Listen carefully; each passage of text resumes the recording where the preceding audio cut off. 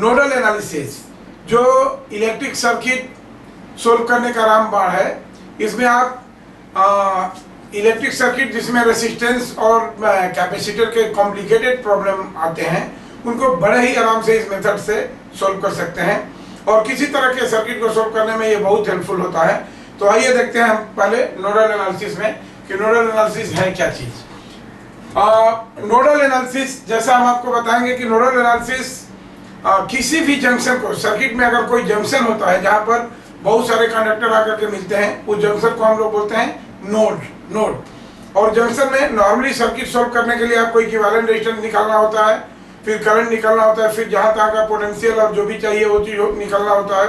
लेकिन nodal analysis में आप क्या कर सकते हैं कि आप सर्किट के बीच के किसी पार्ट को एनालाइज कर सकते हैं। इस मेथड में आप कहीं पर भी सर्किट के जिस पार्ट में, अगर मान लो कि किसी रेजिस्टेंस का पोटेंशियल पूछ रहा है, पोटेंशियल ड्रॉप, तो आप केवल उतने रेजिस्टेंस के पोटेंशियल ड्रॉप को ये करने से होगा, पूरा सर्किट सोल्व करने की जरूरत नहीं होती है।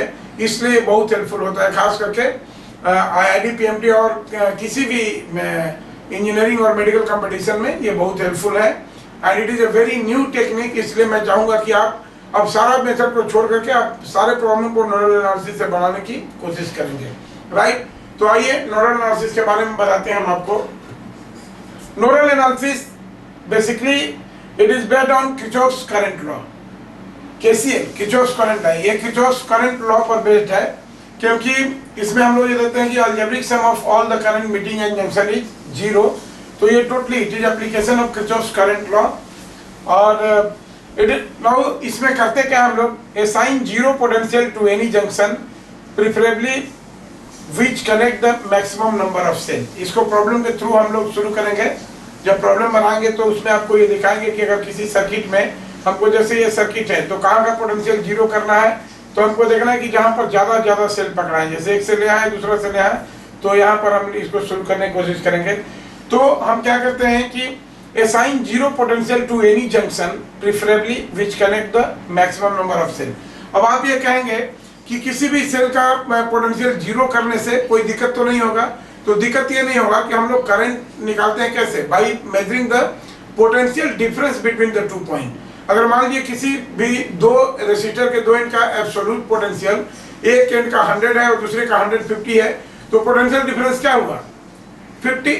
तो इसी तरह से अगर आप 100 वाले नोड का पोटेंशियल 0 रख देते हैं तो पूरे सर्किट का पोटेंशियल 100 अमाउंट से डिक्रीज कर जाता है और पोटेंशियल डिफरेंस पर कोई अंतर नहीं पड़ता है।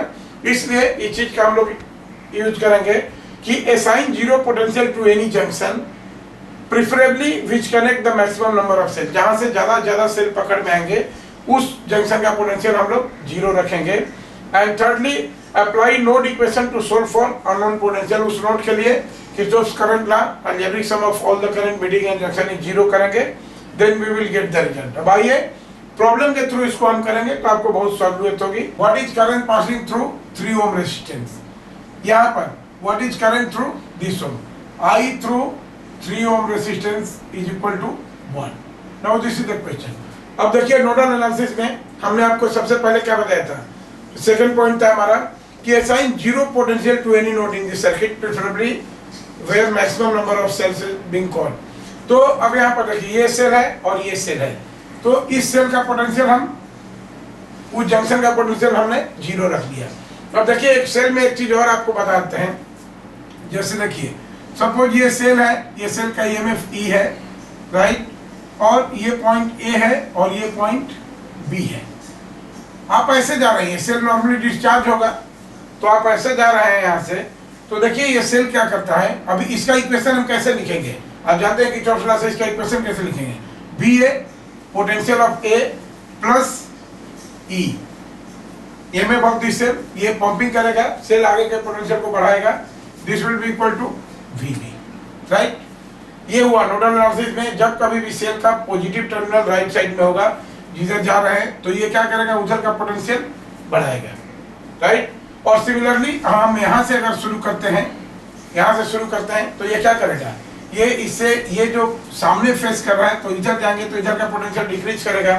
तो अगर इधर से लिखना शुरू करेंगे तो दिस इज VB, इस साइड से अगर लिखना शुरू कर रहे हैं तो VB, और ये देखिए ये क्या करेगा, इधर का पोटेंशियल डिक्रीज करेगा, तो this is minus E, this is minus E, this will be equal to VA।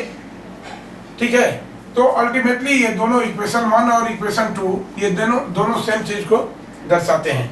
तो हम क्या देख रहे हैं यहाँ पर कि अगर सर्किट के किसी भी पॉइंट पर, हमारा अगर सेल का EMF हो और हम इसके पॉजिटिव टर्मिनल साइड से जा रहे हैं, तो हम क्या करेंगे, ये सेल आगे का पोटेंशियल बढ़ाएगा, इसलिए प्लस ही हो जाएगा, और इधर से आ रहे हैं तो ये सेल पीछे का पोटेंशियल डिक्रीज करेगा।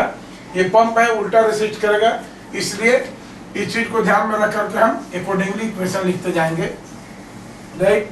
तो अब हमने माना कि इस नोड का पोटेंशियल 0, हमने माना इस नोड का जो साइन पोटेंशियल है ये 0, एब्सोल्यूट पोटेंशियल कुछ भी हो सकता है इस नोड का, कोई अंतर नहीं पड़ता है, लेकिन हमने उसको पोटेंशियल 0 साइन किया इस नोड को।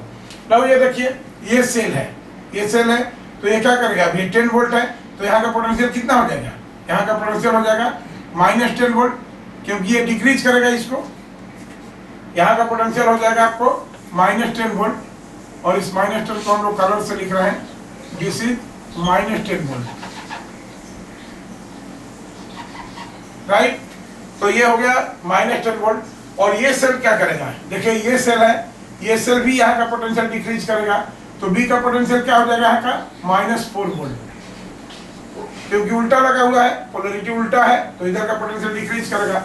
अब देखिए कितना आसान हो गया ये प्रॉब्लम, हमको यहाँ का पोटेंशियल डिफरेंस मालूम हो गया, ये 3 ओम के रेजिस्टेंस का हमको निकालना है, करंट थ्रू 3 ओम रेसिस्टर। तो हम क्या करेंगे भाई, करंट निकालना है तो सीधी सी बात हम करेंगे I 3 ओम, ये क्या हो जाएगा डेल्टा V पोटेंशियल डिफरेंस, और पोटेंशियल डिफरेंस कितना हो जाएगा, देखिए VB माइनस VC, यही हो जाएगा, this is VB minus VC divided by R, यानी 3 ओम, और VB कितना है, VB इज इक्वल टू -4, देखिए VB -4 है, और VC कितना है -10, तो VB minus this -10 divided by 3, तो अब ये कितना हो गया, this will be equal to minus minus plus 10, 10 minus 4, ये 6 हो गया, एंड दिस इज 3, तो ये कितना हो गया 6/3, दिस इज 2 एम्पियर।